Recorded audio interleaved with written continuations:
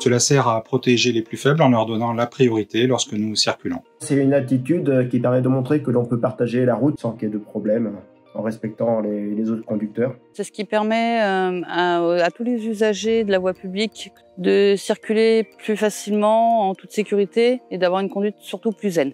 C'est de rester zen et de garder une forme de politesse et de laisser les gens, par exemple, traverser, de pas s'énerver facilement en volant, en klaxonnant pour le moindre feu rouge ou le moindre feu vert qui est un peu long à passer. Une question de respect vis-à-vis des autres, vis-à-vis des autres automobilistes et de tous les autres usagers de la route, quels qu'ils soient. Il est arrivé un pépin juste maintenant, il va peut-être t'en arriver un autre, et rester zen, ça va te permettre de l'aborder en toute sécurité avec toutes tes capacités. C'est laisser passer les gens au passage piéton, voilà, rouler assez doucement quand il y a des personnes en trottinette ou en roue électrique, ne pas les frôler, ne pas les klaxonner à tout va parce qu'ils sont en plein milieu de la route, et faire attention quand on les double. Courtoisie. Ça passe par mettre de côté le code de la route pour bien vivre ensemble.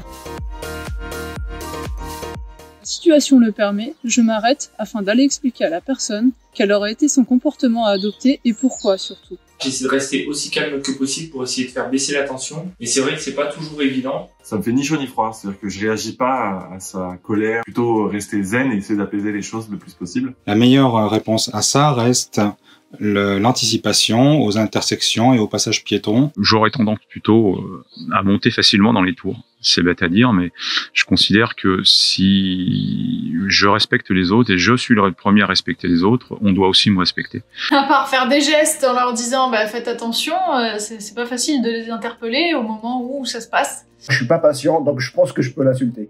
C'est pas bien, mais c'est comme ça.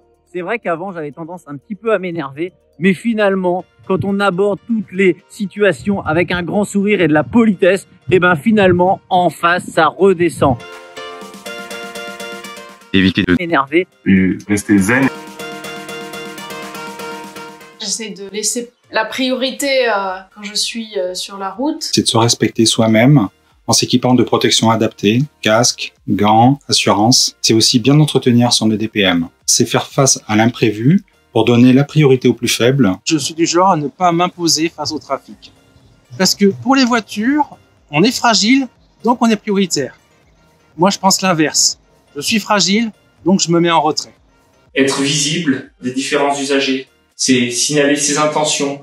Donc un petit geste de la main pour indiquer la direction dans laquelle je souhaite aller, un petit merci, ça mange pas de pain. C'est saluer et remercier les autres usagers de la route. J'essaye de passer très doucement devant des piétons ou devant des cyclistes ou des enfants. J'essaie de rouler tranquillement et je me retourne pour les remercier. Respecter le code de la route, anticiper le mouvement des personnes ou des véhicules sur la route et essayer de montrer le plus possible mes attentions quand je suis sur la route. Ça va, du petit signe de la main, le pouce en l'air, le merci, le s'il vous plaît ou encore le bonne journée. Bref, toutes ces petites attentions qui rendent le ride que plus sympa et surtout qui donnent une très bonne image aux EDPM.